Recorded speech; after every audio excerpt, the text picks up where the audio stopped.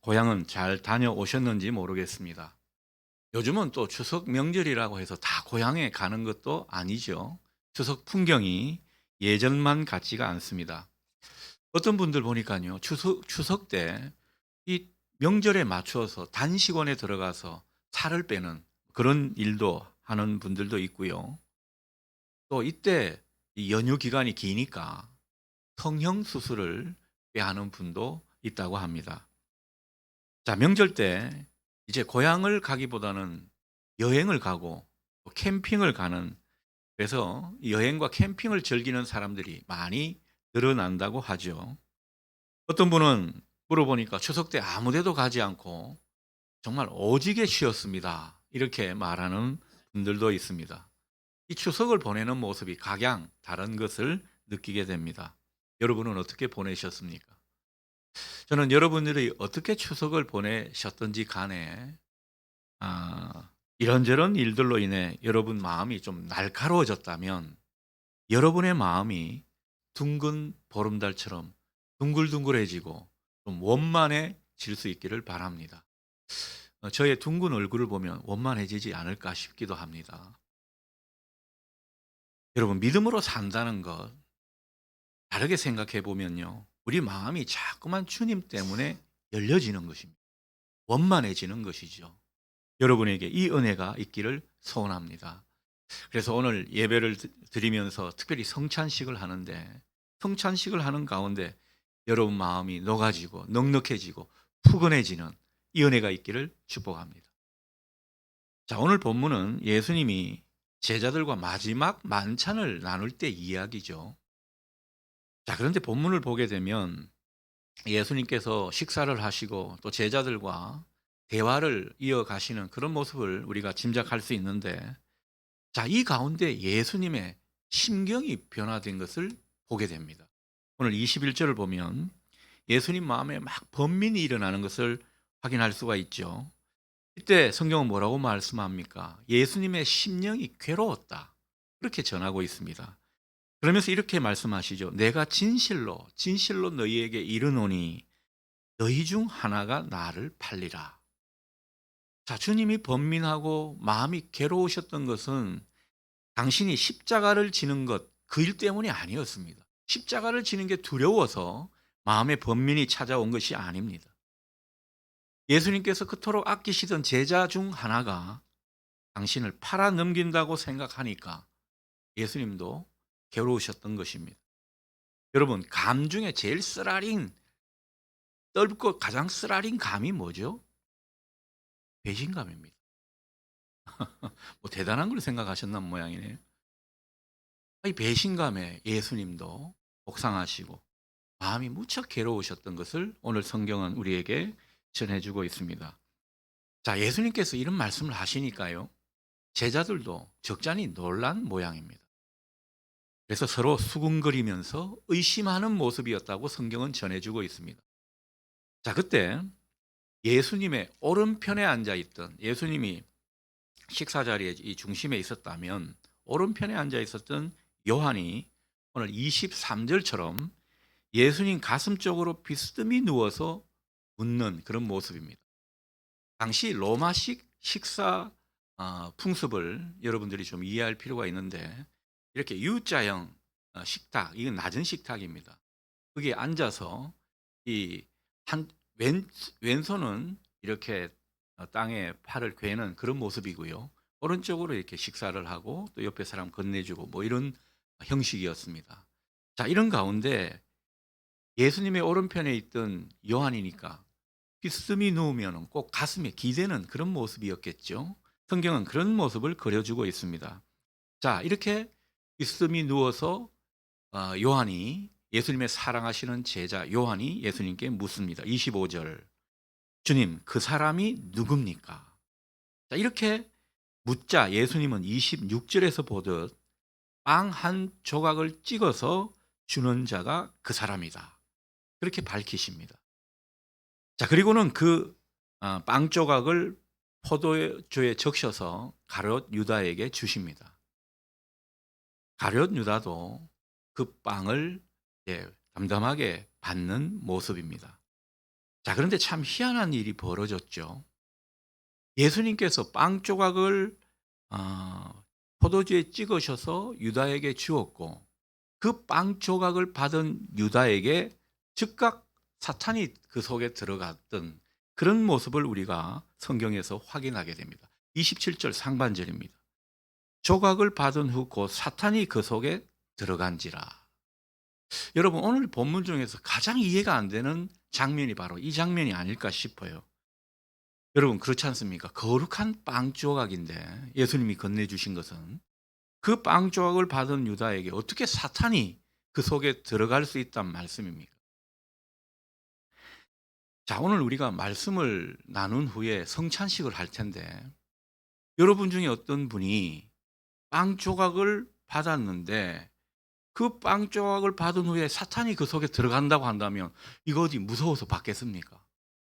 어떻게 또 그런 일이 있을 수가 있습니까? 이 거룩한 성찬인데. 그런 광경을 우리가 생각해 본다면 이건 참 이해하기 어려운 난해한 장면이 아닐 수 없습니다.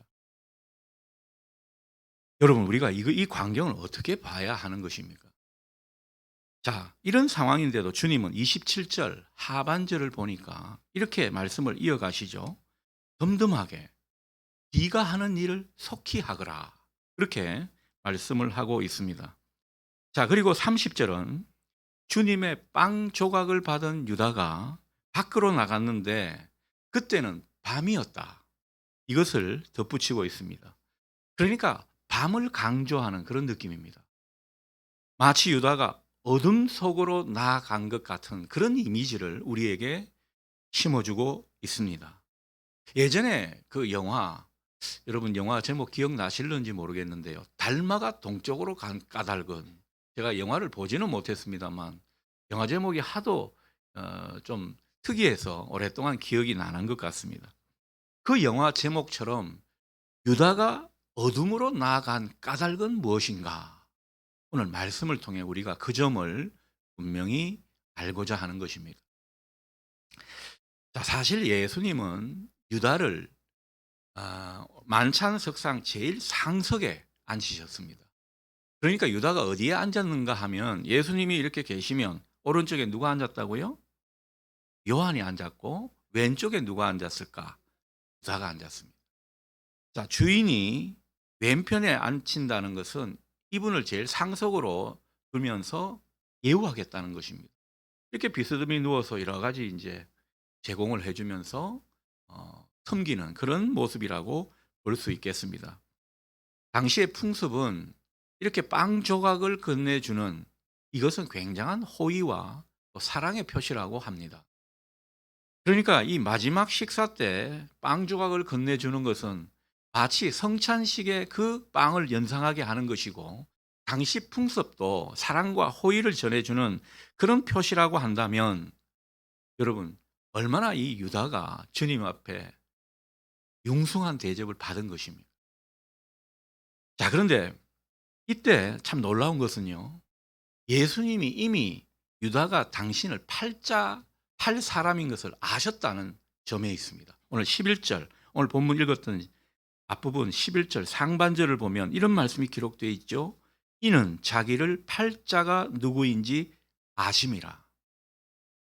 여러분, 예수님께서 다 알고 계신 것입니다. 이놈이 나를 배반할 놈인 것을 알고 계셨다라는 거죠.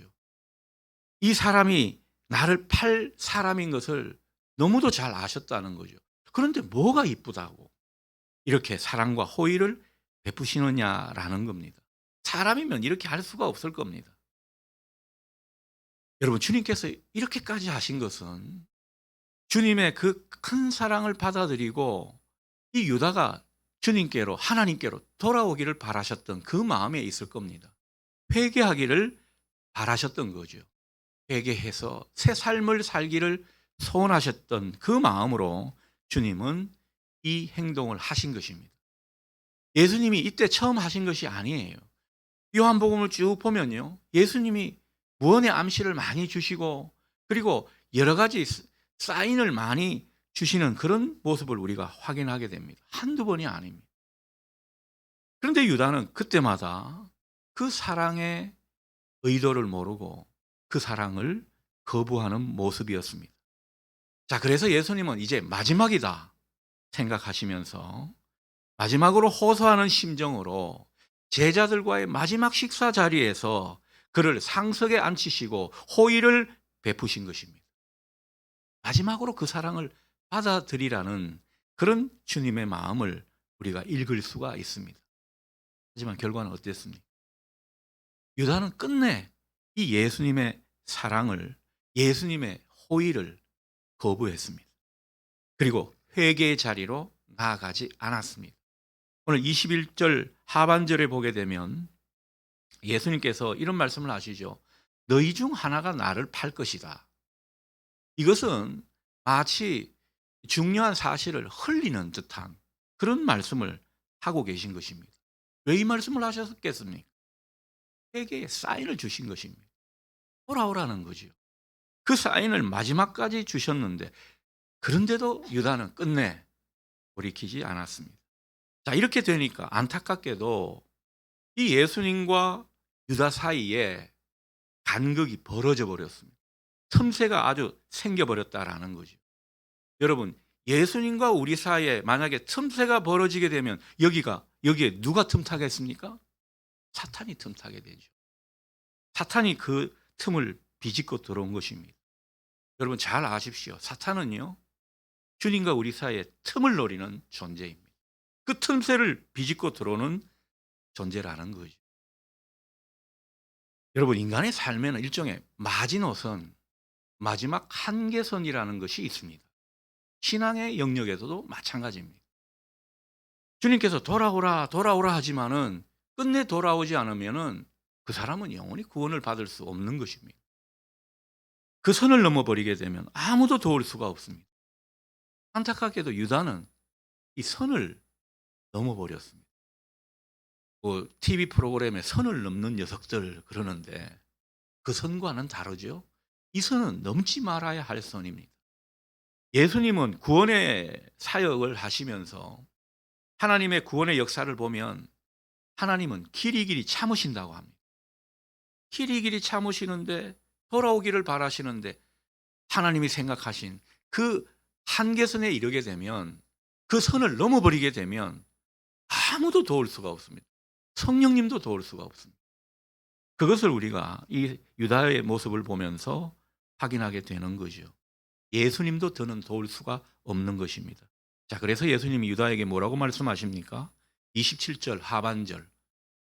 네가 하는 일을 속히 하라. 이제는 네 뜻대로 하거라. 그 말씀을 하고 있는 것입니다. 자, 이렇게 보면 참 안타깝죠. 유다는 예수님이 건네주신 그 빵 조각을 받았어야 했습니다. 아마 받기는 받았을 거예요. 근데 정황상 먹지는 않았던 것 같아요. 그렇게 많은 기회와 사랑을 주셨는데 계속 그 사랑을 거부하다 보니까 그는 한계선을 넘어버린 것입니다. 여러분, 한계선을 넘어버린 신자, 영락없이 사탄의 밥이 되는 그런 신세가 되는 것을 여러분 아실 수 있기를 바랍니다. 사탄의 포로가 된 유다, 결국 어두운 밤 같은 그런 현실을 향해 자기를 내던지는 모습입니다. 30절 내용이 바로 그런 모습을 묘사해 주고 있는 것입니다. 죄악의 밤으로 치닫는 그 유다의 모습을 우리가 확인하게 되는 것이죠. 자, 유다, 가룟 유다. 여러분, 유다는요, 처음부터 예수님이 멀찌감치 배척해 놓은 그런 제자가 아닙니다. 예수님의 수제자, 예수님의 가까이 두시는 제자 그러면은 뭐 베드로, 요한 이런 제자들만 생각하는데 여러분, 유다는요, 예수님이 이끄시는 공동체 한 70분 정도가 함께 자고 함께 이동하고 함께 먹고 하는 그런 공동체였거든요. 그 공동체를 책임지는 재정 담당이었습니다. 똑똑한 사람이었습니다. 얼마나 유능한 사람이었는지 모릅니다. 이 가룟 유다는 전해지는 바에 의하면은 열심당원이었다고 합니다. 조국 해방을 위해서 독립운동을 하는 그런 사람이었다라는 거죠. 여러분, 예전에 학생 운동하던 분들 보십시오. 공부 잘하는 분들이었습니다. 똑똑한 분들이었어요. 뭐 희미하고 뭐 제대로 아는 게 없고 하면은 운동도 못하죠. 이 가룟 유다가 그런 사람이었다라는 거죠. 예수님이 믿을 만하다 생각하셨고 예수님이 지근거리에서 아끼시던 제자가 바로 가룟 유다였습니다. 그런데 이런 사람이 끝내 제자됨을 버리고 밤으로 나아갔다. 어둠 속으로 나아갔다. 여러분, 왜 그런 것 같습니까? 예수님을 따라다니긴 했지만 그의 마음속에는 주님이 계시지 않았습니다. 이 유다는요, 딴 데 마음이 많았다라는 거죠. 우리가 예수 믿는 동기를 잘 생각해 봐야 합니다. 내 안에 주님을 계속 모셔드리는 그런 분들이 있는가 하면 주님이 계신지 안 계신지, 주님이 뭐 뒷방에 계신지 어디 계신지 그거는 아랑곳하지 않고 그저 내 열심으로 내가 바라는 바 이루려고 그렇게 신앙생활하는 분들도 이 시대에 많이 있다라는 것입니다. 여러분, 유다는요, 그 속에 주님이 없었는데 그 주님이 그 속에 없었던 까닭은 다른 게 아닙니다. 주님께서 계속해서 사랑을 주셨는데 그 사랑을 받아들이지 않아서 그렇습니다. 그 받은 사랑을 자기도 주님 앞에 그 사랑을 표시하면 좋았는데 그런 사랑의 표시가 없었다라는 거죠. 한마디로 사랑의 관계가 없었던 것입니다. 그냥 자기 좋을 대로 믿고 자기 좋을 대로 주님을 따라다닌 거예요. 주님을 사랑하면서 주님 뒤를 따라다닌 것이 아닙니다. 여러분, 우리가 요한복음에서 주님이 우리 안에 계신다, 우리가 주님 안에 있다 이런 표현을 하고 있죠. 이것은 뭘 말하는 것입니까? 어디까지나 사랑을 주고받는 사랑의 관계를 설명하는 표현이 되는 것입니다. 여러분, 우리가 주님 안에 있다라는 것은 주님의 그 사랑의 관계 속에 있을 때 가능한 일입니다. 우리가 주님 안에 있고 주님이 우리 안에 계신 것, 다 사랑의 관계를 의미한다라는 거죠. 여러분, 우리가 신앙생활하면서 제일 중점을 둬야 할 것이 바로 이것을 확인하는 일입니다. 내가 주님의 사랑의 관계 속에 있느냐라는 거죠. 그 사랑의 관계 속에 든든히 있게 될 때는요, 아무리 어려움이 있더라도 그 어려움을 넘어가게 될 겁니다. 아무리 우리를 사탄이 흔들어대도 결국은 흔들거리다가도 믿음을 택할 것입니다. 순종을 택하는 그런 모습이 될 거라는 거죠. 여러분, 그리고 사랑하는 관계 속에 있을 때, 서로가 사랑하는 사이가 될 때 중요한 것은요, 그 사람 말을, 상대의 말을 믿게 되어 있습니다. 유다가 주님을 사랑하지 않았던 그런 모습을 우리가 어렵지 않게 확인할 수 있는 대목은 주님의 뜻을 받아들이고 그 뜻에 순종하는 모습이 없었다라는 거예요. 유다가 주님을 따르는 것은요, 내가 바라는 것을 설정해 놓고 거기에 주님을 대입시켜서 주님이 나를 만족시켜 주기를 바랬던 것입니다. 이 가룟 유다가 무엇을 염원했다고 했죠? 조국 해방, 열심당원이었으니까. 그렇다면 자기가 믿고 따르던 예수님 어떤 모습이길 바랬겠습니까? 정치적인 메시아입니다. 힘 있는 메시아. 로마의 그 압제에서 이 나라를 전복시킬 수 있는 그런 강한 메시아. 사람들이 기대했던 그 마음이 유다에게도 있었다라는 거죠.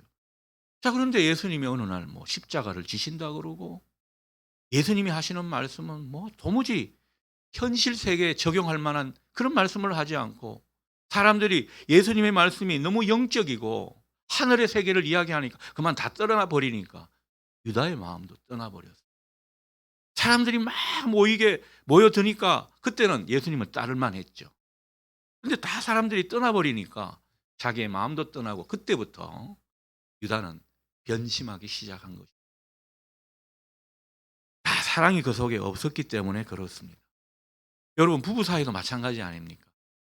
예전에는 부부 사이에 알콩달콩 할 때는요, 진짜 사랑하는 그런 관계에 있을 때는 팥으로 매주를 쓴다고 해도 다 믿었던 그런 상태였습니다. 근데 이제는 웬만하면 잘 안 믿잖아요. 정말이야? 진짜야? 이런 이야기를 부부 사이에서도 많이 하게 됩니다. 진짜 사랑하는 관계가 아닐 때 우리는 그 말을 신뢰하지 않게 되는 것입니다.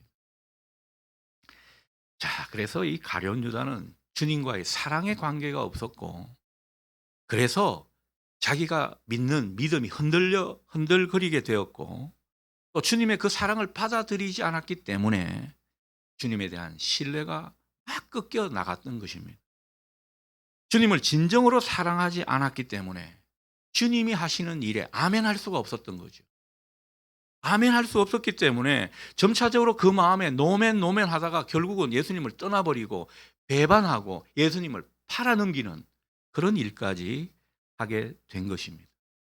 예수님만 일방적으로 계속 사랑하신 것입니다.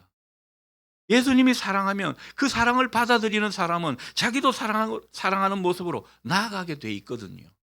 이런 사랑의 관계가, 교류가 없었던 것입니다. 그래서 신뢰가 안 생긴 겁니다. 여러분, 부부 사이에 신뢰가 생기기 위해서는 어떻게 해야 된다고요? 더욱더 사랑의 깊이를 더해야 할 것입니다. 주님과의 신뢰가 깨어진 것 같습니까? 사랑을 회복하십시오. 예배의 자리를 통해서, 말씀을 연구하고 묵상하는 자리를 통해서, 아니면 찬양하고 기도하는 모습을 통해서 다른 것 목적에 두지 마시고 그 사랑의 관계를 회복하도록, 그 사랑 가운데 든든히 서 있도록 소원하시는 여러분 되실 수 있기를 축복합니다. 유다가 이게 안 되니까 결국 사탄의 올무에 빠져서 죄악의 밤으로 나아갔던 것입니다. 신뢰가 안 생기니까 자기 생각대로 하게 되고 자기 소견의 어른대로 판단하고 그렇게 결정하며 나가는 모습에 사탄이 그만 틈타버린 것입니다. 사탄의 볼모가 되어버린 것이죠. 그래서 예수님을 배반하는 이 엄청난 일을 저지른 것입니다. 원래부터가 그렇게 하고 싶었던 게 아닙니다. 어느 순간 한계선을 넘어버리고 사탄에게 사로잡혀 버리니까 딴 사람이 되어버린 것입니다. 뒤늦게 유다가 그것을 깨닫게 되었죠. 뉘우쳤습니다. 그런데 회개의 자리는 나아가지 않았죠. 그래서 목매달아 자살한 것입니다. 얼마나 안타까운 인생인지 모릅니다. 유다는 이렇게 해서 주님의 사랑 가운데 있지 못했습니다. 여러분, 우리가 주님의 사랑 가운데 온전히 거하는 것이 얼마나 중요하냐? 사탄이 넘보지 못한다라는 거죠. 사탄이 우리를 넘어뜨릴 수가 없습니다. 그러니 여러분의 신앙이 사랑 가운데 계속 있기를 바라고요. 그 사랑 가운데 뿌리를 내리시는 여러분 신앙이 될 수 있기를 축복합니다. 이게 신앙하는데 근본이라는 거죠. 여러분, 우리가 사랑의 관계를 맺고 사랑의 교제를 나누는 그 일환으로 경건의 행동과 활동을 하실 수 있기를 바랍니다. 예배를 드리는 것도, 봉사를 하는 것도, 헌금을 드리는 것도, 그리고 오늘 설교 이후에 성찬식을 가지는 것도 뭐 때문에 한다고요? 주님의 그 사랑 가운데 머물기 위함입니다. 내가 사랑 가운데 살아가는 존재임을 확인하고 확신하기 위해서 우리는 이렇게 하는 것입니다. 그 사랑을 확인하고 그 사랑의 힘을 얻고 그 사랑의 능력으로 오늘의 모든 말도 안 되는 현실을 넘어가는 우리 모두가 될 수 있기를 축복합니다. 제가 이 한 주간 가룟 유다를 묵상을 해보니까요, 특이하게 새벽기도 본문이 또 가룟 유다의 본문이 부분이나 걸려가지고 제가 이 가룟 유다를 많이 묵상해 보았습니다. 이 가룟 유다를 보니까요, 일생 그 예수님을 따라다닌 이후로 한 번도 제대로 주님을 신뢰한 적이 없었던 것 같아요. 그저 자기의 목적하는 바를 이루기 위해서 자기가 꿈꾸는 그런 어떤 하나님 나라를 지향하는 그런 모습으로 예수님을 따라다니고 예수님을 이용했던 것이지, 예수님이 말씀하시는 하나님 나라, 예수님이 말씀하시는 진정한 삶은 제대로 해석하지 못했던 것 같습니다. 그래서 끝까지 가룟 유다는 예수님에게 진정한 메시아가 되어달라고 기대했던 것입니다. 힘 있는 메시아, 정치적인 메시아, 그냥 현세 복을 많이 주는 그런 주님으로 바랬던 거죠. 그런데 주님은 자기가 바라는 대로 그렇게 보여지지가 않았습니다. 어느 순간 십자가를 진다, 또 주님의 길을 제시하는데 이거는 자기가 생각했던 거와는 너무나 다른 딴판이었던 모습이었던 것입니다. 그래서 예수님을 결국은 떠나게 된 것이죠. 우리가 예수님을 어떻게 믿느냐가 참 중요한 것 같습니다. 또 유다를 보면서 생각이 드는 것은 유다가 참 안타까운 것이 하나가 있는데 이 유다는요 한 번도 주님 앞에 도움의 손길을 내민 적이 없습니다. 간절히 주님의 은총을 바라고 주님 앞에 긍휼을 구하고 주님 내가 이렇게 번민하고 번뇌하고 있습니다. 주님 내 마음이 괴롭습니다. 내 마음을 좀 다스려 주십시오. 뭐 이런 식으로 주님 앞에 나아간 모습이 성경에 어디에도 기록되어 있지 않습니다. 모든 것을 자기 생각과 자기 계산하에 움직였고 결정했고 판단해 버렸습니다. 자신의 연약함, 자신의 그 괴로워하는 일들, 자신이 무엇 때문에 고뇌하는지 예수님과 나누지 않았습니다. 예수님께 그것을 꺼내놓지 않았습니다. 사랑의 관계가 없으니까 이런 모습들이 없었던 것 같아요. 그러나 뒤집어 생각해 보면 우리가 언제 주님의 사랑을 깊이 경험했습니까? 정말 말할 수 없는 그 사랑의 깊이와 부요함을 우리가 언제 만났냐고요. 우리가 잘 나가고 부할 때 주님께서 물질의 축복을 많이 주셨을 때 그것을 경험했다고요? 그런 사람은 없습니다. 지극히 연약하고 내가 너무 무능하고 내가 너무너무 외롭고 내가 아파서 너무 힘이 들고 죽을 것 같은 그런 시점에서 우리는 주님께 긍휼을 구하고 주님을 찾고 주님의 그 깊은 사랑을 체험하게 되는 줄 믿습니다. 제가 신앙생활을 해오고 목회 과정을 경험하면서 느끼는 순간은 다 그런 순간이었습니다.